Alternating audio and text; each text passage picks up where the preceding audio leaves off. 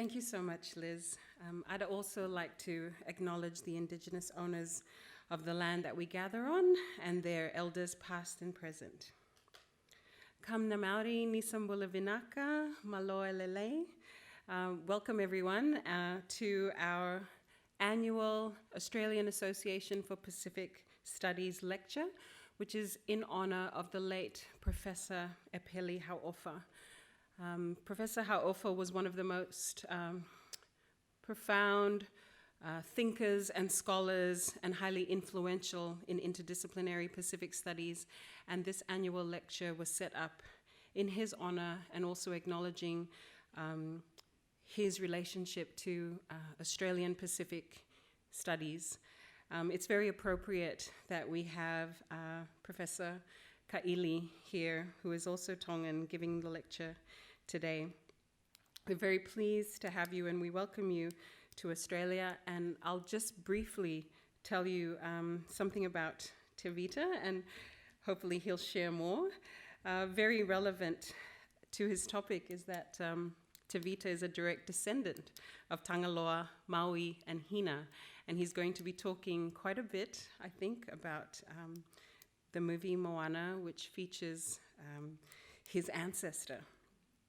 So Tēvita has close ancestral ties to Tonga, Samoa, Fiji, and Rotuma, so very pan-Pacific background. And very importantly, he's currently the chair of the Department of Cultures and Languages at Brigham Young University, Hawaii. So this department includes Hawaiian studies, international cultural studies, and Pacific Island studies. And Tēvita teaches courses in all of these areas, including cultural anthropology. Tēvita has a very distinguished scholarly genealogy. He's got 2 bachelor's degrees in accounting and psychology. Tēvita, our association might need to call up on your expertise at some point.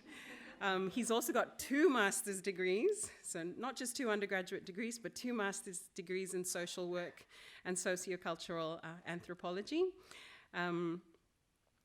And a PhD in sociocultural anthropology from the University of Washington in 2008. Tēvita is very active in the space of anthropology, advocating for an indigenous approach to anthropology, which is something that many of us are very passionate about. Tēvita is the author of a forthcoming book, Marking Indigeneity, the Tongan Art of Socio-Spatial Relations, which will be coming out from University of Arizona Press in 2017. And Tēvita is someone who has always been very generous to other scholars in Pacific Studies, and really the department that he runs is a wonderful role model for other Pacific Studies departments, in that it has a wonderful balance of advocacy for students and scholars and scholarship, but also outreach and engagement with the community. So we're very excited to have you here. We consider you a leading thinker and a role model for the rest of us in interdisciplinary Pacific Island studies, and we're very much looking forward to your lecture today. Welcome and thank you.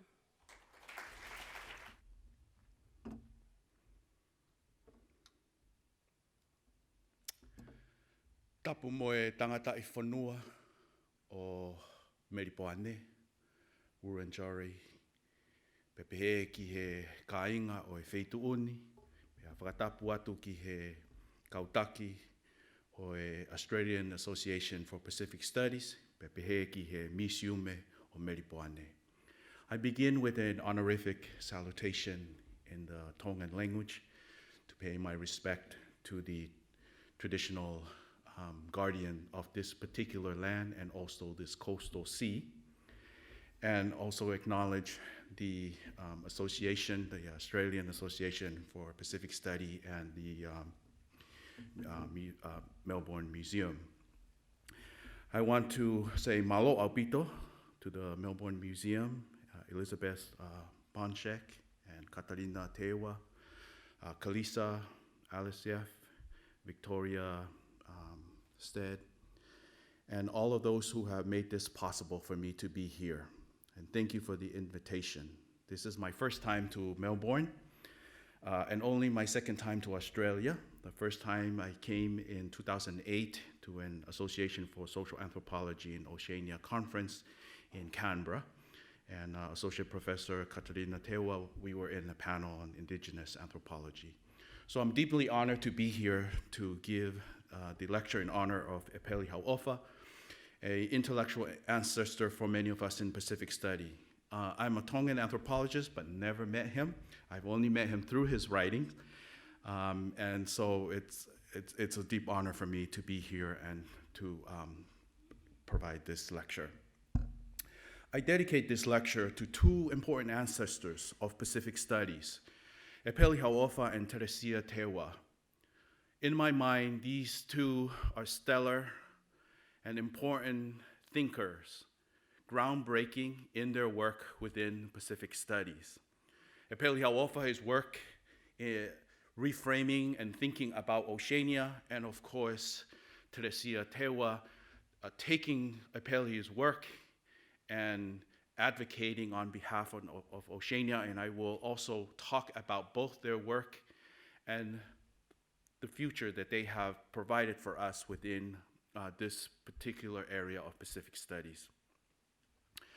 I want to start out by just giving you a genealogical perspective about myself. I am a descendant of Moana, the ocean, and also limu and kele, seaweed and sea sediment, according to Tongan cosmogonies. I'm also a descendant of Tangaloa, Maui, who you may have heard in the Disney movie, and of course Hina, an important goddess within not only Tonga, but many in Oceania. They're both connected to the ocean. This is a chart just to kind of show you the genealogy of not just for Tongans, but many in Oceania, where our story begins in the ocean, in the Moana. The ocean, the sea current, the wave, the wind, this is the story where it begins. From there, everything else comes. And I have two important lines here, the Tangaloa line, the Maui and the Hina line, and I've circled it here because they are two important lines within the Tongan creation story and many of the creation story of other places. I come from a place named Kolonga in Tongatapu. This is my paternal side of the family. And in this is the beach where I grew up, swim, saw my first shark, see many of the marine life. It's also associated with the Maui clan, Ha'amaui. They live in this particular place. They're very important in our stories as raising the sky, snaring the sun, and also bringing breadfruit, taro, and all the wonderful food that we have in the Pacific are associated with Maui clan. Also, on my maternal side, I'm from Koloa Vava'u. I have some of my relatives who are also here. Koloa is connected to Hina, goddess of the moon, shark. Maui Atalanga and Maui Kisikisi, both of them are also connected to this particular place and the ocean. I now live in Kahuku, in Oahu, in the island of Hawai'i. This place was known in Hawaiian legend as a floating land. It was floating land until one day Maui anchored this land, either Maui or Hina, depending on the version, into Oahu, and this is where I live. So I come from Maui in Tonga to Maui in Hawaii. I want to ground my work today by thinking through Tongan indigenous-based Tāwā time-space theory, this work of Okustino Mahina Hufanga, who talks about the idea of time. First, Tā. Tā is the way that Tongans mark time through beats, rhythms, and lines, very much connected to performance. And space is this marking of these particular two markers. In the Tongan thinking, ontologically, Tā and Wā is a common medium of all things, in everything's happen in Tāwā or time-space. But epistemologically, we arrange this in social spatial ways, that we have different ways that we arrange time and space depending on where we come from as a culture. Lilikalakame'alehiva, a native Hawaiian historian, gave this brilliant explanation about the way we think about time as past in the front and future behind. Native Hawaiian, she explained that Hawaiian language, the past is kawa mamua, the time in front, and the future is kawa mahope, the time that comes after or behind. She talks about how Hawaiians' eyes are fixed in the past, and that the past is the way that provides guidance for them. Hawaiian stands firmly in the present with their back to the future and his eyes fixed upon the past, seeking historical answers to present-day dilemmas. Such an orientation is to the Hawaiian an eminently practical one. They'll always where the past is rich in glory and, of course, in knowledge, and it bestowed upon just Oceania and Hawaiians a natural propensity to study history. This is a pretty common way of thinking about time and space, or tava, within Oceania. Hauʻofa also explained this, that this helps you retain memories of the past. And he talks about how both in Fijian but also in Tongan, you see this language that talks about time as the time in front. And therefore, the past is alive in us, the dead are alive. And for Hauʻofa, explaining this particular logic for time and space orientation, that the past is ahead in front of us, is a conception of time that help us retain our memories and be aware of its presence. And this is why it's important that this particular kind of epistemological arrangement of time helps within us in Oceania. The past is also a guidance. Similar to Kame'alehiwa and also Hauʻofa, Okustino Mahina also make this very similar observation that people within the Moana are thought to walk forward into the past and walk backward into the future, both taking place in the present, where the past and the future are constantly mediated in ever-transforming present. And he continues to talk about how this is symmetrically negotiated in the process of the present, where the past is always in this particular guidance. Now, this leads me to my work that I've been focusing on with Kavika Tenkan and Rochelle Fondatie, other two anthropologists. Kavika is Hawaiian, Rochelle is Samoan, where we look at genealogy, which is this connection, we call it in Tonga hohoko. Genealogy to ancestors includes people, birds, plants, and other things. This genealogy connects us to our ancestry, to our tupuanga, tupuna, kupuna, which is the source of growth. Tupu is this term, or emanation. And it gives you a fatongia, a responsibility. And this, taking care of this responsibility must happen in tatau, which is a word that we often use for tattoo, but also means symmetry or reciprocity in the way that this relationship is kept. So the Tongan indigenous-based Tava time-space theory help us to see the way that time is culturally ordered and arranged. In the Pacific, it is all ordered in the way that is plural, cultural, collectivistic, holistic, and cultural mode. This is in contrast, generally in the way that sometime in the West may be seen as singular, techno-teleological, individualistic, atomistic, and also in linear ways. This is from Mahina's work. Now, Hauʻofa continues to talk about this and how important the cosmology is to his work, and it helped him in shaping the way that he thinks about Oceania. The stories really helped him in thinking about a vision of Oceania as this vast, boundless area. Seeing the ocean as the genesis of life that connects land, connects people, helps us in the way that we exchange ideas. Cosmology of the people of Oceania, as Hauʻofa argue, if we look at the myths, legends, and oral tradition, indeed the cosmology of peoples of Oceania, it becomes evident that they think of the world in very vast, large term. Hauʻofa's view that Oceania is vast, it's expanding, therefore comes with this deep understanding of oral history and the importance of retelling stories to bind people and places to Pacific Ocean as home and mother. Hauʻofa also talked about ecological-based oral tradition. History is inscribed in the landscape and also in the seascape, And Hauʻofa deployed this to support his idea that we have to take care and we have a responsibility to our home, the ocean. The Pacific Ocean, the largest saltwater terrain in the world, was not only essential to the people who live there, but also to people all over the earth. And we know that most of our oxygen comes from this ocean. The ocean defines us. Even as people think about the ocean as a marine seabed resources, Hauʻofa reminds us that it defines who we are, especially for us who live in Oceania.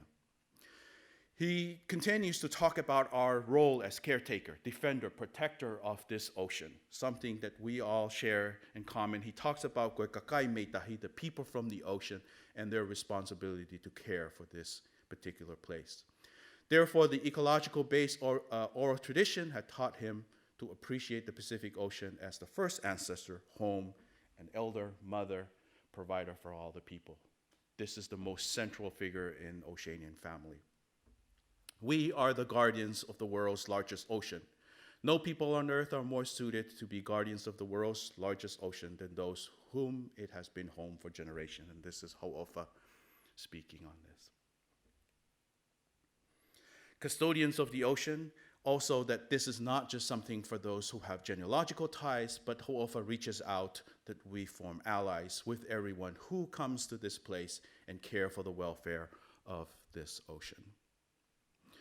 We have seen the destruction of this particular place. Hauʻofa recognized in his writing the nuclear testing, the toxic waste disposal, the wall of death fishing methods, overfishing, pollution that comes from corporations. We're now witnessing this pollution, ocean acidification, coral bleaching, as it's also happening here in Australia with the barrier reef, the rising sea level, and other things, and seabed mining. So here's the advocacy for us to advocate, and Hauʻofa, in his thinking about the cosmogony of Oceania, have also given us a way to think about how we should advocate for this particular place. Now, Teresia Tewa also provides us ways to think about this. She was asked a question, what does it mean to be a Pacific Islander? Being a Pacific Islander to me means having this incredible heritage of an intense relationship with the environment. The Pacific Ocean is the largest single geographical space on the planet. Our ancestors found it, settled it, and it's a gift that we have a responsibility to look after with our minds, with our hearts, with our spirit. I like that, this looking after the ocean with our hearts and minds and spirit. This is a photo taken in 2005. We were at the Pacific History Association. We were in Taiwan, Taitung, and the people were telling us this is where many of our ancestors left to go to the Pacific and never returned. So when we went there, we decided we wanted to go to this particular place and take a photo that we have returned back to Taiwan, to the place where the ancestors began. And one of her famous quote that Hauʻofa even quotes, and this is, you can see the synergy in the work of both Hauʻofa and Teresia Tewa. The ocean is really in our blood. We sweat and cry salt water, so we know that the ocean is really in our blood. Now, to advocate for this particular areas, I have drawn on Katarina Tewa's work also, talking about transdisciplinary research. And this is where you move out or move beyond the academy to look at other spaces and to be able to advocate and to bring your scholarship to these specific places. And other places as a place of knowledge production, but also advocacy. In her keynote address just last year in May, she talked about the different ways that you could do this: photography, film, book trailer, dance performance, multimedia performance, which she is well known for her work, and some of you who are here, museum exhibition, we're here and there's a museum, but also media and social media. And I want to take some time just to talk about this particular space. Social media and online news have become a place for me to use to advocate for protecting our ancestor Moana and the ocean. This is something that's not new. Many of our Oceanian scholars have been interweaving multiple time spaces.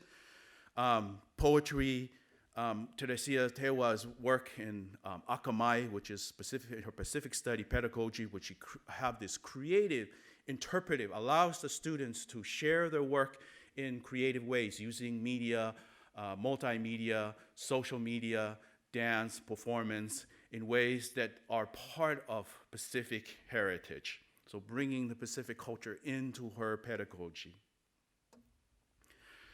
So many of you, some of you here, I've met for the first time face-to-face, but I have seen you on Facebook. And I'm very, very active on Facebook, and so I would like to spend most of my time talking about this particular work and the work that's been happening in this particular space. So transforming the time space of social media, this is me, my page. One of my last posts I was posting about the upcoming Aquaman, Jason Momoa, and his Polynesian or Oceanian tribal tattoo that he has with him, and I was connecting this to Moana and Maui. But to raise the question that as you put on these motifs from Oceania, what is your responsibility, and what about the responsibility of the audience, the people who will be watching this movie, as far as caring for the Moana and for the ocean? I've done writing and advocating for this. I've done one in Huffington Post.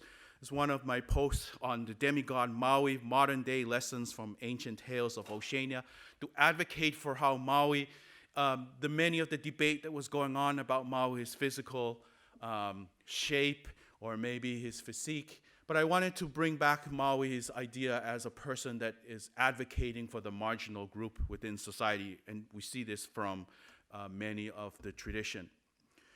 And I did not want it to be all about Maui, a male deity, but also to bring the goddess Hina, a missing heroine from Disney's Moana, to talk about how important she is as far as where Maui received most of his power, and that there wasn't enough conversation and talk about this important goddess. Which lead to the formation of one of our important platform to critiquing Disney's Moana. And one of the things that we were raised about Disney's Moana is that Disney creates this animated show about Moana, but we asked Disney about its responsibility to the Moana. So Mana Moana was formed. We are Moana, we are Maui, a home for indigenous critique of Disney's Moana and its impact upon indigenous Pacific people. This was by Tina Ngata, one of our Mana Moana. So how did Mana Moana came about? It first came about because Vicente Diaz, one of our Pacific scholar, very important scholars, written a book, Repositioning the Missionary, work in Guam. He saw that many of us were writing, critiquing, talking back to Disney, and he decided that he wanted to gather us together. So he started the Mana Moana. Teresia joined him, and so the two of them became the leader of this group on Facebook to critique Disney and its work. And I like this photo because this is Teresia when she came to visit our school and took this photo with our Ikiripas students. And Teresia, she came and she did the review for our program. So a big loss for us when she passed. The other person is Tina Taitano Telis, and this is Vince is a wife, also a historian, Guamanian historian, Chamorro historian.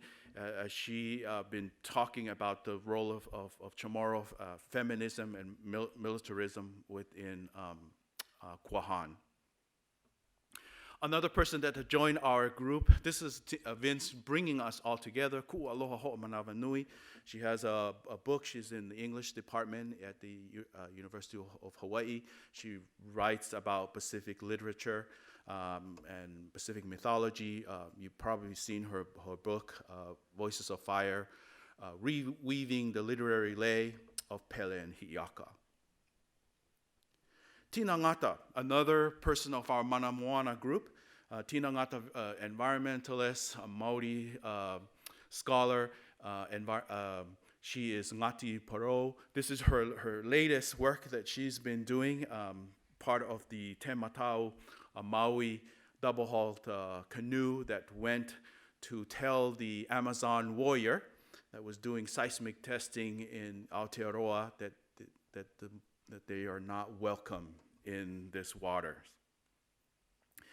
Keala Kelly, another member of our Mana Moana group, and her work, Noho Heva, very important research and a film that she's a filmmaker, journalist, and this is her film, Noho Heva, The Wrongful Occupation of Hawaii. She is working on a new film called Why the Mountain on the Protest at Mauna Kea. This is a wonderful film. I hope that you have access to this. If you're interested, talk to me after. Nuhisifa Seve Williams, she's Niuean in Aotearoa. She's the one that started a petition online asking Disney, maybe you should put a scholarship for the people of the Pacific. And I joined her in this work. And of course, Brian Kafakafatasan, PhD student at University of Hawaii in American Studies. He also was writing and connecting the intersection between race and also the Pacific. And we were the group that first kind of come together to critique Disney. So now we're arrived at Moana. Moana, this Disney show, and I know that there are probably many here who are a fan of Moana, and there is wonderful things as far as Moana and its empowerment of women and empowerment of others who've been waiting for a story to be told about Moana. But there are many things to critique, and tonight I'm only going to share one of our critique of Moana. The opening line of Moana, in the beginning there was only ocean until the mother island emerged. This is the beginning line of Moana as it begins. And in this movie, Moana, the whole focus is, of course, the main character, Moana, but also the ocean. And Moana, meaning deep ocean or the ocean, is Disney was using this to also highlight that Moana, the ocean, is an important character. Which raised the question for us, what is Disney doing to help us raise our awareness of what's going on within our ocean? I would argue that Disney is an extractive industry. Disney's cultural extractivism, its mining and extracting of cultural heritage by a neo-colonial corporate power or corporation, is mainly for the imperial center with little benefits to the rest of Oceania. Yes, there are some benefits, but very little. This extractivism is based on an atomistic arrangement of time and space. This mining is quite extensive because it's mining our origin stories, deities, motifs, iconography, symbols, canoe designs, names, spiritual beliefs. Disney then repackage this cultural resources and then sell it back to Oceania. The mining of cultural seabed of Oceania is emerging in our global world. We are seeing this with other corporations in the past, but Disney has taken this to a whole new level. Now, we've seen the other mining that's been happening in the Pacific, the mining of phosphate in Banabon, the mining of other resources throughout the Pacific. But this is also another form of mining that's happening within Oceania. These are often seen as cultural or intellectual properties, and there are different names that are used for this particular kinds of properties. Examples are, there are many examples. from tangible cultural heritage to, of course, intangible cultural heritage. There are two declarations that have been used to protect this from the UN, Article 11 of the UN Declaration of Rights of Indigenous People, to protect this cultural heritage. One, also to protect the medicinal plants that comes from Oceania. And of course, one that gives protection to other things such as design, sports, traditional games, oral traditions, and other things, including genetics, resources. And all of these have been part of the mining that's currently happening within Oceania. Disney has made over $635.7 million out of Moana. And that's just of yesterday. I'm not sure what the figure is today. And every day the figure goes up. And this is only from the movie Moana. We haven't talked about the merchandise.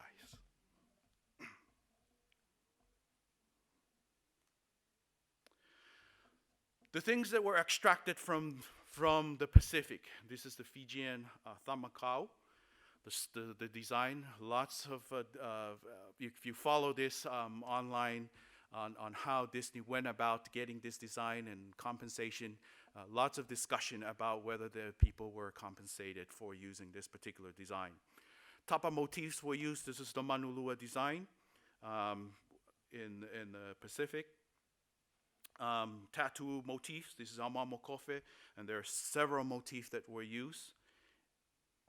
Mat motifs that were used in Moana's costume. This is a kefu kefu. There's also the koru designs and the pounamu that was used in the heart of Tēvita. The legendary beings of the Kakamora from the Solomon Island in Makira that was never acknowledged in Disney. And one of Professor Vince Diaz's argument is that in Moana is a very polycentric, where it's focusing mainly on Polynesia or having Polynesia stand for the rest of Oceania without acknowledgement that some of these materials were coming from other places, for example, the Kakamora. Of course, the demigod Maui from Oceania. Maui's fish hook, which is taken specifically from our astronomy, and of course our tradition. Maui's fish hook comes from this particular constellation, which is Scorpion in Western tradition, but it looks as a fish hook to many of us within the Pacific. Moana's waist mat. And this is the Tongan Tauwala that was used, but probably not just the Tongan Tauwala, others groups who have waist mat like in Marshallese or Marshall Islands that were used for her waist mat. Her Moana's headdress, the tuinga from Samoa, and of course the lava monster, which we all know was just a disguise for Pele in Hawaiian tradition, but did not want to call it Pele because of all the critique that would be coming from the Hawaiians. Then there's the performing arts part of it. Here are the kakamora doing the haka. And the art of navigation, Whaiwa Falau in Tongan, where, of course, Nainoa was one of the consultant, and it was used in the movie. Now, with all of that, that is just a small amount of what Disney makes. Disney makes most of its money from its merchandise. And as Kealakele reminded us, that Moana is one long commercial for all its merchandise. So we'll run through some of this so that I can just give you a taste of this. There are gift bag, packaging with Moana, paper plates, card poster, clothing. And these are all photos I took. One day I just went to Walmart in Mililani and just took all these photos. Moana's attire, of course. Books about Moana. Books about Maui. And of course, Moana has its plane. This is outside of plane, Hawaiian Air featuring Moana. And of course, inside the plane, where Moana's and all the Pacific motif are tattooed into the cabinet within this airplane. And now, the most destructive part of all of Moana are the plastic merchandise. And this is just a small sample of all the merchandise that were produced from the movie. But they're all made out of plastic. We have baby Moana. We have singing Moana doll. We have Moana and Pua. Pua is Moana's pet pig in the movie. And I also show you some of the price. This is US dollar, by the way. Moana is as a princess within the range of other princesses. Moana and Maui, swimming Moana. And of course, more and more Moana dolls. Now, on the one hand, one can argue, but it's wonderful to have these dolls, women of color, children who can identify with this brown doll and beautiful black hair, and it's wonderful that we finally have something. Yes, it is wonderful, but on the other side, it is made out of plastic and probably the most destructive material for the Moana.